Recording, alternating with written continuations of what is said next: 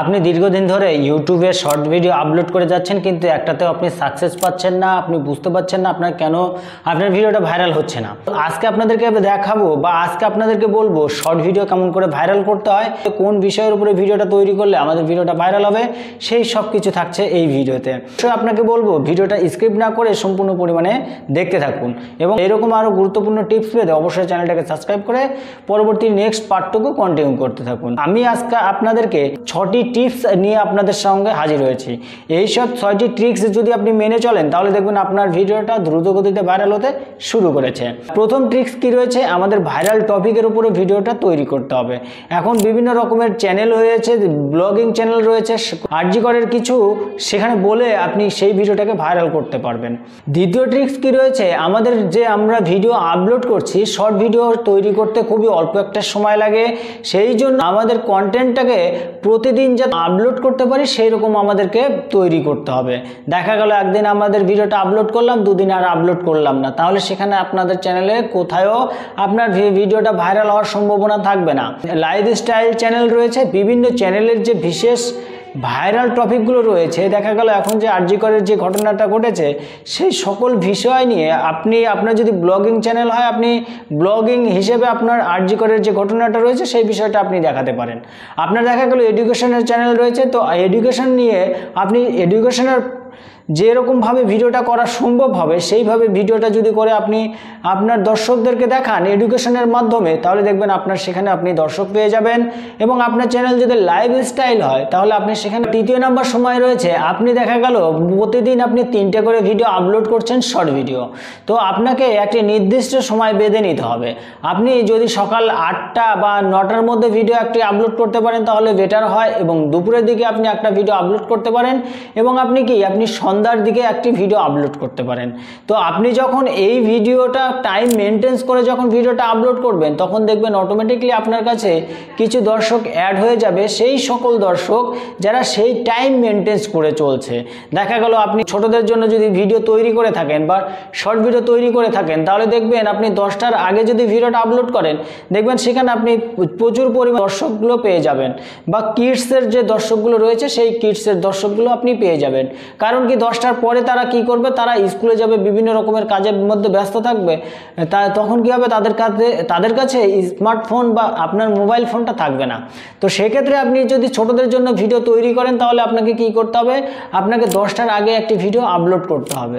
তো 10টার আগে যখন ভিডিওটা আপলোড করবেন তখন দেখবেন আপনার সেই ভিডিও থেকে ভিউজ প্রচুর পরিমাণে আসতে শুরু করেছে। এবং আপনার দেখা গেল যদি আর একটা নেক্সট টাইম কি রয়েছে, নেক্সট টাইম রয়েছে আপনি 3টের পরে ভিডিও আপলোড করতে পারেন, এটাতেও খুব ভালো রেসপন্স আপনি পেয়ে যাবেন।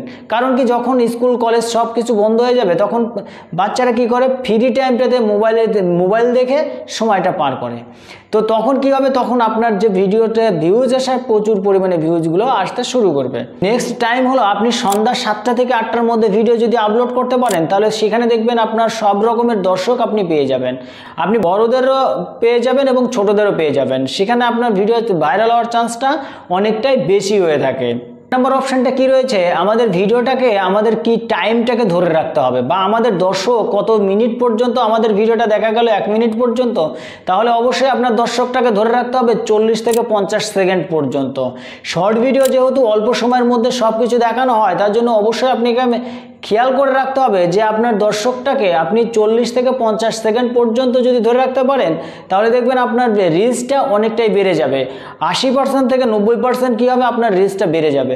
তো অটোমেটিকলি যদি আপনি এইভাবে 40 থেকে 50 সেকেন্ড পর্যন্ত যদি প্রতিটা দর্শককে ধরে রাখতে পারেন তাহলে আপনার ভিডিওটা দ্রুত গতিতে ভাইরাল হওয়ার সম্ভাবনা রয়েছে এবং প্রচুর পরিমাণে আপনার ভিডিওটা ভাইরাল হয়ে যাবে। 5 নাম্বার টিপসটা কি রয়েছে, আমাদের 5 নাম্বার ট্রিক্সে রয়েছে আমাদের ভিডিওতে যখন আমরা ভিডিও আপলোড করি তখন আমাদের কি করতে হবে, আমাদের সঠিক ট্যাগগুলো ব্যবহার করতে হবে। আর শর্ট চ্যানেলে অবশ্যই আপনাকে কি করতে হবে, হ্যাশট্যাগ ব্যবহার করতে হবে। হ্যাশট্যাগ যদি ব্যবহার করেন তাহলে আপনার ভিডিওটা র্যাঙ্ক করতে সাহায্য করবে। আপনি এখন বর্তমান সময়ে যদি আপনি ইউটিউবে সার্চ করেন যে ইউটিউব চ্যানেল কেমন করে খুলবো, তাহলে দেখবেন আপনার যে বড় লং ভিডিওর সঙ্গে সঙ্গে কি প্রথমের দিকে কি দেখাবে, শর্ট ভিডিও এসে হাজির হয়ে যাবে। অবশ্যই এখন শর্ট ভিডিও কি হচ্ছে, শর্ট ভিডিও সার্চ থেকে আপনার প্রচুর পরিমাণে ভিউজ এনে দিচ্ছে। আপনি যদি যদি এক সঠিক ভিডিও তৈরি করে ইউটিউবে আপলোড করতে পারেন, দেখবেন আপনার একটা ভিডিওতেই প্রচুর পরিমাণে ভিউজ এনে দেবে এবং প্রচুর পরিমাণে সেখান থেকে সাবস্ক্রাইবার এনে দেবে। 6 নম্বর ট্রিক্স কি রয়েছে? 6 নম্বর ট্রিক্সে রয়েছে আমাদের ভিডিওটাকে এডিটিং সুন্দরভাবে করতে হবে। আমাদের 1 মিনিটের মধ্যে এডিটিংটা এত সুন্দরভাবে করতে হবে যে দর্শক আমার ভিডিওটা দেখতে আসবে তাকে আমার 1 মিনিট শেষ পর্যন্ত যাতে ভিডিওটা দেখে যায় এরকম এডিটিং তৈরি করতে হবে। সেই রকম এডিটিং যদি তৈরি করতে পারেন এবং সেখান থেকে দেখবেন আপনার প্রচুর পরিমাণে ভিডিওটা ভাইরাল হতে শুরু করবে। তো আজকে যে আপনাদেরকে বিষয়গুলো ছিল সেই বিষয়গুলো আজকে আপনাদেরকে বলেছি এবং এই 6টি ট্রিক্স যদি আপনি মেনে চলেন তাহলে দেখবেন আপনার ভিডিওটা দ্রুত গতিতে ভাইরাল হতে শুরু করেছে এবং আপনি সেখান থেকে প্রচুর পরিমাণে ভিউজ পেয়ে যাবেন। এবং আজকের ভিডিওটা মোটামুটি এই পর্যন্ত। আর আজকের ভিডিওটা দেখে কতটা কি বুঝতে পেরেছেন সেটা অবশ্যই কমেন্ট করে জানাবেন। আর ভিডিওটা ভালো লাগলে লাইক কমেন্ট শেয়ার করবেন। চলুন দেখা হচ্ছে নেক্সট ভিডিওতে, ততক্ষণে ভালো থাকবেন, সুস্থ থাকবেন।